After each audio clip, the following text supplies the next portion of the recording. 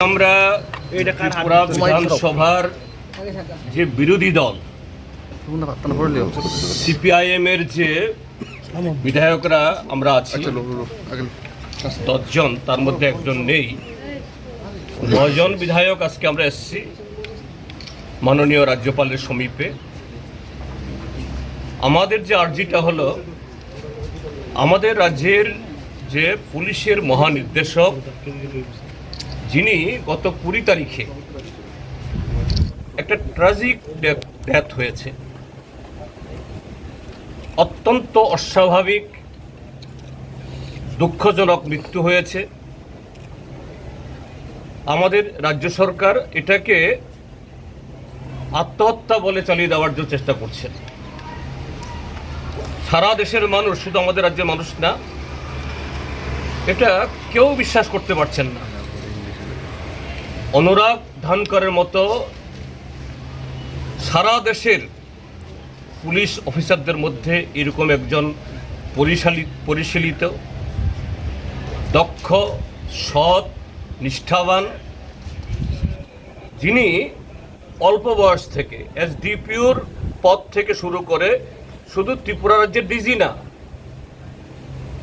CBI এবং আন্তর্জাতিক ডেপুটেশনেও দেশের সম্মানকে বহু উপরে তুলেছেন, রাজ্যকে তো তুলেছেনই।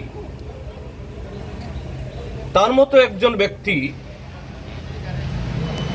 সোমবার দিন, যেদিন এটা পুলিশের নিয়ম নাকি এরকম যে সপ্তাহে একদিন বা দুদিন যে পুলিশের কাছ থেকে গার্ড অফ অনার নেন অফিসে গিয়ে, সেদিন অন্যান্য দিনের মতো শান্তশিষ্টভাবে সুন্দরভাবে বাড়ি থেকে বেরিয়ে অফিসে গেছেন ইউনিফর্ম পরে। আর সেই ইউনিফর্ম পরা অবস্থায় সে অফিসে, যে অফিস ত্রিপুরার যে 44 লক্ষ মানুষকে নিরাপত্তা দেয়, সেই অফিসের সবচেয়ে নিরাপদ কক্ষে তাকে এরকম দুঃখজনক অবস্থায় পাওয়া গেছে। এটা কোনো প্রকারই যে আত্মহত্যা হতে পারে না। তো রাজ্য সরকার ইতিমধ্যে একটা এসআইটি গঠন করেছে। পশ্চিম ত্রিপুরার জেলা এসপি মিস্টার পন্থকে নেতৃত্ব করে ব্যক্তিগতভাবে আমি এবং আমাদের কলিগরা আমরা চিনি, অল্প বয়সী, শিক্ষিত, তরুণ, স্মার্ট, সব দিক থেকে। কিন্তু তারপরও সারা দেশের সাথে সারা আমাদের রাজ্যেরও এই সিট কতটুকু সত্য অনুসন্ধান করতে পারবে আমাদের গুরুতর সন্দেহ। কেননা যে চাপ অনুরাগ ধানকর সাহেব নিতে পারেননি, সে চাপ কি করে নেবেন মিস্টার পনকে খাটো করছি না, পনকে দুর্বল করছি না। তো এই কারণে প্রকৃত সত্য উদ্ঘাটনের জন্য সেখানে আমাদের মাননীয় রাজ্যপাল, তিনি সাংবিধানিক প্রধান, তিনি যাতে আমাদের এই রাজ্য সরকার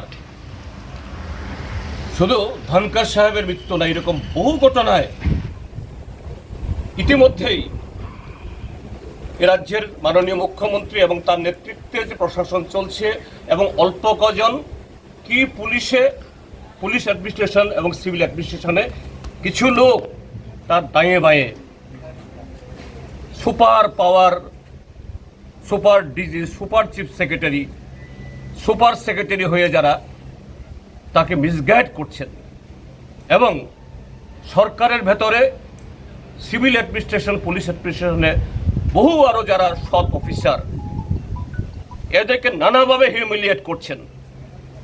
44 লক্ষ মানুষের জীবন, সম্পত্তি, গণতান্ত্রিক অধিকার, এটাকে দুলিশ্বাত করছেন। পন্থ সাহেব কি এই চাপ সহ্য করতে পারবেন? মোটেই পারবেন না।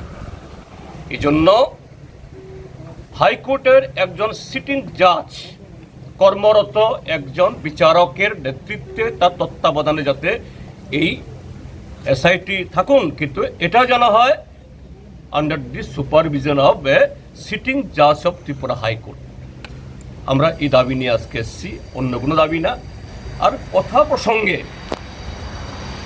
মাননীয় রাজ্যপাল মহোদয় জানতে চেষ্টা করেছে আমাদের কাছ থেকে যে এরকম যে কেন হলো, এরকম আপনাদের মনে কেন হতে হলো। বললাম, আমি কয়েকটা ঘটনা বললাম যে কীভাবে ত্রিপুরার এই অ্যাডমিনিস্ট্রেশন এ কতিপয় অফিসার তারা অধস্তন হয়েও, আবার কেউ কেউ বহু বছর আগে রিটায়ারমেন্টে গেছেন, 7 বার 8 বার করে তারা পুনর্নিয়োগ পেয়ে এত পাওয়ারফুল।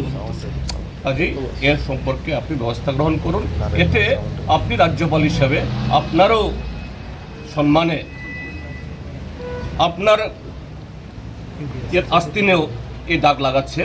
এ থেকে যেন রক্ষা হয়, ত্রিপুরার মানুষ যাতে রক্ষা পায়, এটাই হলো আজকে এই প্রসঙ্গে বলতে এসেছি।